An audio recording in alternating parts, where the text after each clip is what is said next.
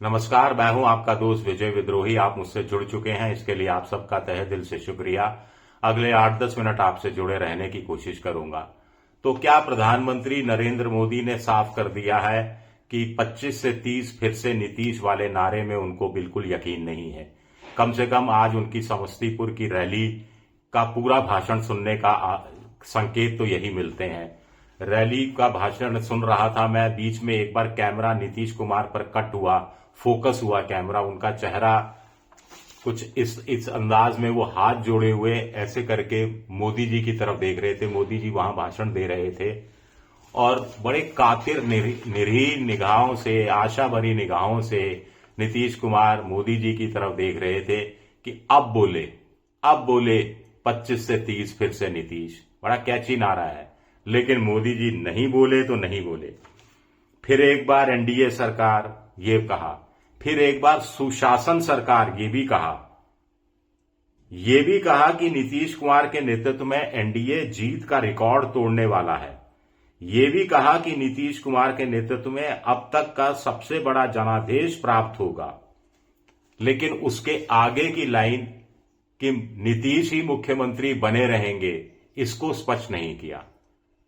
अब आप चाहें तो ये कह सकते हैं कि सुशासन सरकार की जो आप बात कही, क्योंकि सुशासन शब्द तो नीतीश से जुड़ा हुआ है, सुशासन बाबू उनको कहते रहे हैं, तो इसका मतलब संकेतों में मोदी जी ने कह दिया अब की बार सुशासन सरकार, फिर एक बार सुशासन सरकार, फिर एक बार सुशासन सरकार कह दिया, यानी सुशासन बाबू जो है मुख्यमंत्री बने रहेंगे नीतीश कुमार। कहने को तो आप कह सकते हैं, लेकिन पूरा भाषण आप सुनिएगा। उसके बाद उन्होंने कहा कि एनडीए का मतलब है विकास, एनडीए का मतलब है सुशासन। खेल समझ में आ गया? एनडीए का मतलब है सुशासन, नीतीश कुमार का मतलब नहीं है सुशासन, या सुशासन का मतलब नहीं है नीतीश कुमार। अब ऐसा बीजेपी क्यों कर रही है, या बीजेपी को लगता है कि अगर नीतीश को मुख्यमंत्री 25 से 30 फिर से नीतीश कह दिया तो उनके जो सवर्ण जाति का वोट है उसमें थोड़ी सी प्रशांत किशोर वैसे ही सेंध लगा रहे हैं, उसमें और ज्यादा सेंध लग सकती है। फिर मुद्दा हो सकता है कि जो व्यक्ति की सेहत खराब है, जो बीमार है, जो शासन चलाने के लिए 100% फिट नहीं है, उसके भरोसे क्या बिहार को सौंपा जा सकता है, उसकी गोद में बिहार को डाला जा सकता है। खास तौर से जनरेशन जेड के गुस्से को देखते हुए, खास तौर से बेरोजगारों को गुस्से को देखते हुए, खास तौर से बदलाव की इच्छा रखने वाले लोगों को क्या इससे निराश नहीं होना पड़ेगा। ये कुछ समीकरण हो सकते हैं, लेकिन मोदी जी को भी डर है, मोदी जी को भी सबसे बड़ा डर है कि अगर यही रहा तो कहीं ऐसा ना हो जैसा चल रहा है कि नीतीश के समर्थक बीजेपी के उम्मीदवार को वोट नहीं दें, चिराग पासवान के जो समर्थक हैं नीतीश के उम्मीदवार को वोट नहीं दें, वाइसे वर्सा हो जाए। तो अंत में उनको यह कहना पड़ा कि एनडीए के इससे पहले एनडीए की बात करते रहे मोदी जी, फिर बीजेपी और एनडीए का कार्यकर्ता, बीजेपी और एनडीए की सरकार, बीजेपी और एनडीए ने ये किया। भाई बीजेपी और एनडीए ने ये किया तो एक बार ये भी कह सकते थे कि जदयू और एनडीए ने ये किया, नीतीश कुमार और एनडीए ने ये किया, लेकिन नहीं, वहां नाम नहीं लिया उन्होंने। खैर, जो मैं बात कह रहा था कि उनको ये मोदी जी को कहना पड़ा कि यहां पर जनता दल यूनाइटेड के, एलजेपी के और जीतन राम हम पार्टी के और चिराग पासवान, ये सारे मंच पर मौजूद हैं नेता, और इनका इनके जो कार्यकर्ता हैं, इनको ये मानकर चलना है कि उनके यहां से जो उम्मीदवार खड़ा हुआ है वो एनडीए का उम्मीदवार है।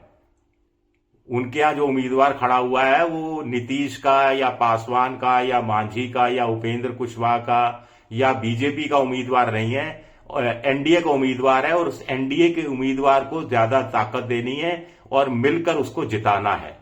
तो कहीं ना कहीं वोट ट्रांसफर नहीं होने का डर क्या नरेंद्र मोदी को सता रहा है, ये भी एक खास बात उनके भाषण में देखने को मिली। एक और इंपॉर्टेंट बात थी, उन्होंने कहा कि साहब मोदी जी ने कहा कि ये सब झूठ बोल रहे हैं आरजेडी वाले, झूठ बोल रही है आरजेडी और कांग्रेस। एक तरह से बेरोजगारी का जो रोजगार देने का, हर परिवार को नौकरी, हर भर भर नौकरी का जो तेजस्वी का वादा है, उसको उन्होंने झूठा करार दिया। लेकिन और कहा कि जनता को झांसे में नहीं आना चाहिए, वो सारा हिसाब जानती है। लेकिन अगर नौकरी के मामले में मोदी सरकार ने वाकई में कुछ अच्छा काम किया होता, नीतीश की सरकार ने कुछ अच्छा काम किया होता, तो वो आंकड़े दे देते। वो कह देते कि नीतीश जी ने इतने लाख लोगों को नौकरी दी, मैंने केंद्र में 11 साल रहते हुए इतने करोड़ लोगों को नौकरी दी, इतने लोगों को मैंने अच्छी सरकारी नौकरी दी। ऐसा तो कुछ कहा नहीं, ऐसा तो कोई आंकड़ा दिया नहीं। ऐसा आंकड़ा इसलिए नहीं दिया क्योंकि उनके पास कोई आंकड़ा है नहीं। उनके पास आंकड़ा संतुष्टि करने वाला नहीं है कि जनता संतुष्ट हो जाए, ऐसा कोई आंकड़ा उनके पास है नहीं। कहने को तो 2014 के लोकसभा चुनाव से पहले हर साल 2 करोड़ लोगों को नौकरी देने की बात कही थी। उसके हिसाब से तो अब तक देश में 22 करोड़ लोगों को नौकरी मिल जानी चाहिए थी, लेकिन मिली कितनी है। एक और बात मोदी जी की, कहा कि दुनिया का सबसे सस्ता जो 1 GB डाटा है वो दुनिया के दूसरे देशों में 100 से 150 रुपए देने पड़ते हैं। भारत में एक चाय वाले ने एक चाय के कप की कीमत पर 1 GB डेटा दे दिया। नौजवानों को बड़ा फायदा हो रहा है। मुझे भी उत्सुकता हुई सुनने के लिए, आखिर ऐसा नौजवानों को क्या फायदा हो रहा है 1 GB डाटा से। तो मोदी जी के हिसाब से ये है कि सस्ता डाटा है, रील बनाओ, पैसा कमाओ। रील बन रही है, क्रिएटिविटी सामने आ रही है, नौजवानों को कमाई का इंटरनेट के माध्यम से नया जरिया मिल गया है। तो कहां तो तेजस्वी यादव हर घर को सरकारी नौकरी देने का वादा कर रहे हैं, और कहां मोदी जी कह रहे हैं कि साहब रील बनाइए और पैसा कमाइए। अब रील बनाने के अपने खतरे भी हैं, बहुत से लोगों की मौत भी हो जाती है। ऐसी जगह वो सेल्फी पॉइंट पे जाकर सेल्फी खींचते हैं या फिर रील बनाते हुए ध्यान नहीं रखते हैं। खैर वो बात अलग है। दूसरा, मखाना उगाइए, मखाना पूरे दुनिया भर में बेचिए। मछली आपके यहाँ मिल ही रही है, मछली बनाइए, मछली पकाई, मछली समुद्र, ये जो नदियां हैं वहां से मछली पालन कीजिए और मछली बेचिए और मछली खाइए और खुश रहिए। हमसे नौकरी मत मांगिएगा।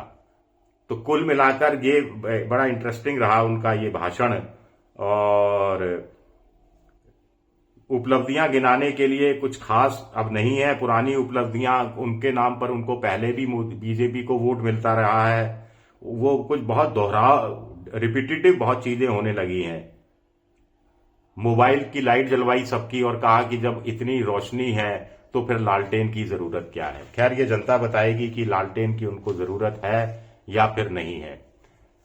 शुक्रिया, बहुत बहुत शुक्रिया मेरा ये वीडियो देखने के लिए। पसंद आए तो लाइक कीजिए, सब्सक्राइब कीजिए, शेयर कीजिए। आप मेंबरशिप ड्राइव में भी जा सकते हैं। शुक्रिया, बहुत बहुत शुक्रिया।